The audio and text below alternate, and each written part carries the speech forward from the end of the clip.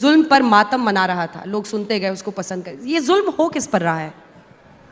समाज में हाशिए पर मौजूद हर इंसान पर, वो हिंदू भी है, मुसलमान भी है, सिख भी है, ईसाई भी है, और सिस्टम कर रहा है, इसमें कोई दो राय नहीं, आज भी कर रहा है, और उससे एक बहुत लंबी लड़ाई लड़ने की जरूरत है।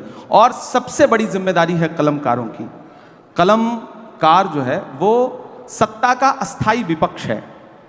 हमारी जिम्मेदारी है कि जब मैं शायर बन के बोलूं तो फिर हाकिम से आंख मिला के बात करनी है, वो कोई भी हो, वो हमारा अपना हाकिम क्यों ना हो, तब मैं उससे भी आंख मिला करके बात करके बोलूंगा। जब मैं 2010, 2011, 2012, 14 में शेर लिख रहा था, नज़में लिख रहा था, जो नज़्म मेरे इंट्रोडक्शन में उन्होंने सुनाई कि माँ हम भी तेरे बेटे हैं, वो मैंने 2011 में लिखी थी। मैंने मदरसे की नज़्म 2012 में लिखी। उसके बाद हालात जैसे जैसे बदलते गए, मैंने कोशिश की कि मैं अपने कलम के साथ इंसाफ करता रहूं। सिस्टम जुल्म करता है, इन दिनों थोड़ा बढ़ गया है, आप लोगों ने दिखाना कम कर दिया है, तो हमें और जोर से बावाज़े बुलंद बोलना पड़ता है, बस इतनी सी बात है। लेकिन चुटकी, आपने ये चर्चा छेड़ी है, तो आप क्या दोहरा जीवन जी रहे हैं?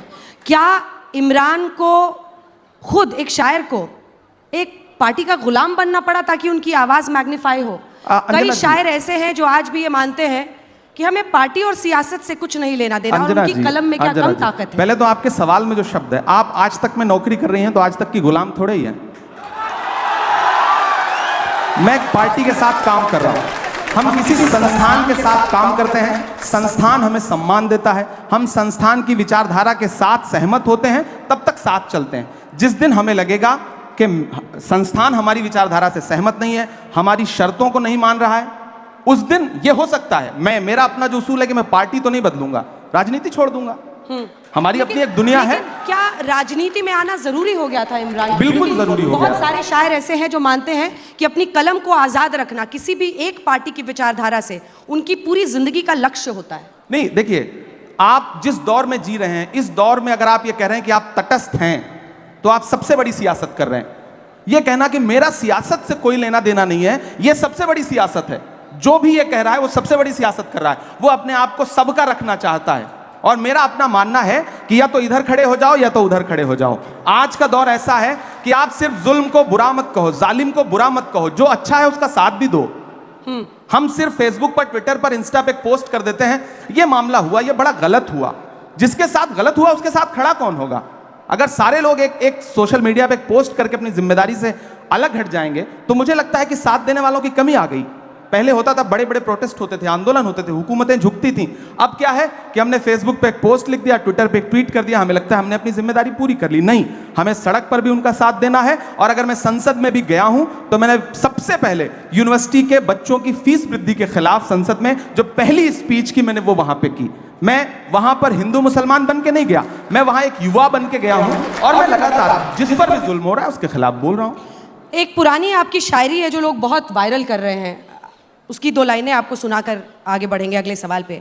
ये एक शायर का दावा है, कभी भी रद्द नहीं होगा, तेरे कद के बराबर अब किसी का कद नहीं होगा। इलाहाबाद वालों मेरी बात याद रखना, तुम कई सदियों तक कोई अतीक अहमद नहीं होगा। बड़ा पुराना सवाल है और बड़ी पुरानी कविता है ये। मैं इलाहाबाद विश्वविद्यालय में पढ़ रहा था, फ्री स्टाइल, मतलब गाँव से आया था।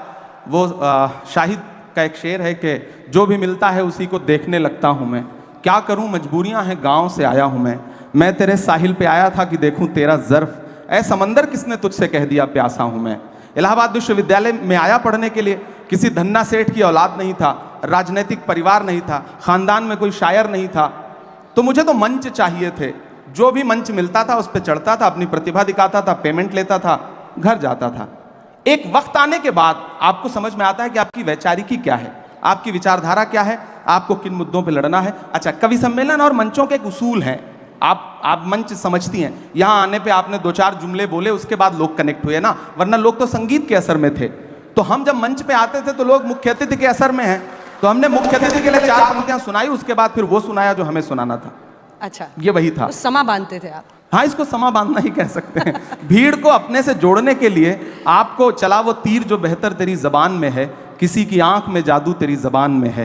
तो हमारी आंख में तो जादू नहीं है, लेकिन जबान में जादू जगाने के लिए ये सारे तिकड़म अपनाने पड़ते थे। क्या बात है, आपने खुद ही कह दिया तिकड़म अपनाने पड़ते थे। सच्चाई भी शायद शायर की सबसे बड़ी ताकत होती है, अगर पूरी जिंदगी वो उसको किसी पार्टी में रहते हुए भी संभाल कर रख सके। मैं पूरी कोशिश करूंगा, ये आवाम से वादा है मेरा। क्या बात है। तो अब मुझे लगता है कि यही लोग जो आपके लिए तालियां बजा रहे हैं अब कुछ सुनना चाहते हैं। कितने लोग सुनना चाहते हैं एकदम इमरान प्रतापगढ़ी अनसेंसर्ड? और भूल जाइए कि नेता हैं, भूल जाइए कि किस दरबार पे जाकर, मतलब किस पार्टी के साथ जाकर आपको काम करना पड़ता है। देखिए 1956 में, हाँ 1956 में संयुक्त राज्य अमेरिका के उस समय राष्ट्रपति नहीं बने थे यूएस के जॉन एफ कैनेडी।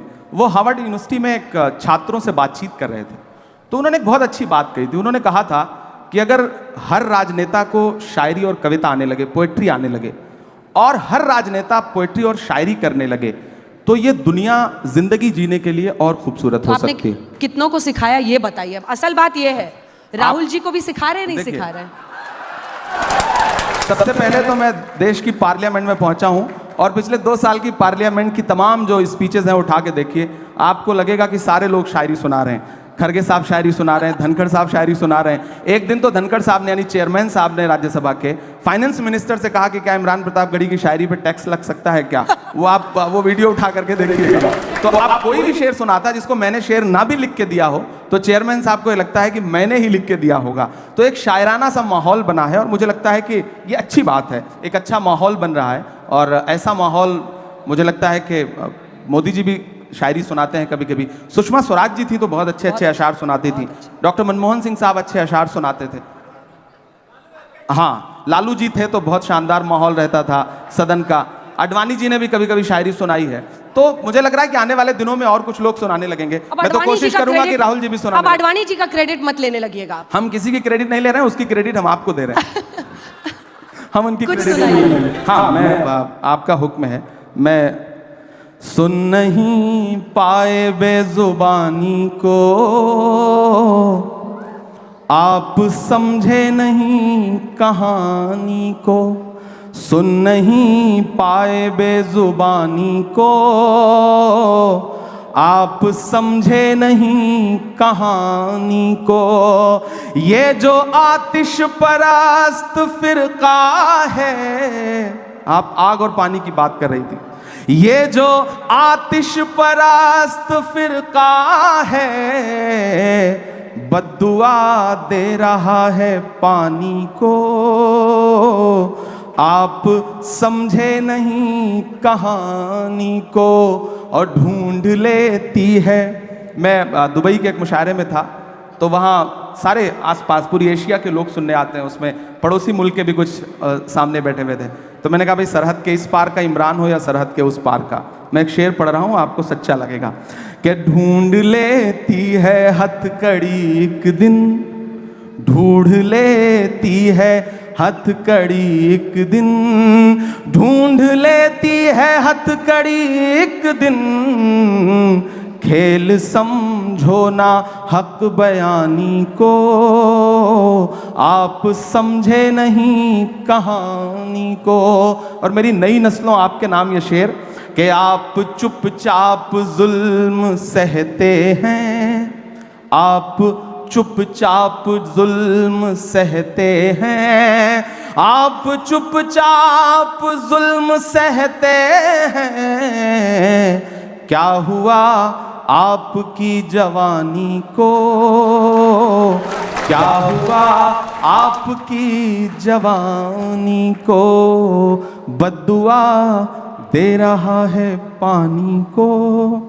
जी, क्या बात है, तालियां बजाइए भाई, जबरदस्त। मतलब मुझे लगता है कि हर कोई एक उम्र में, और आपने युवाओं को खास तौर पर कहा, तो सबके अंदर बहुत आग जलती है, बहुत जोश रहता है। धीरे धीरे लेकिन वो समझता है कि व्यावहारिक तरीका क्या है जीने का। हर किसी को अपना अपना मिला हुआ है हक।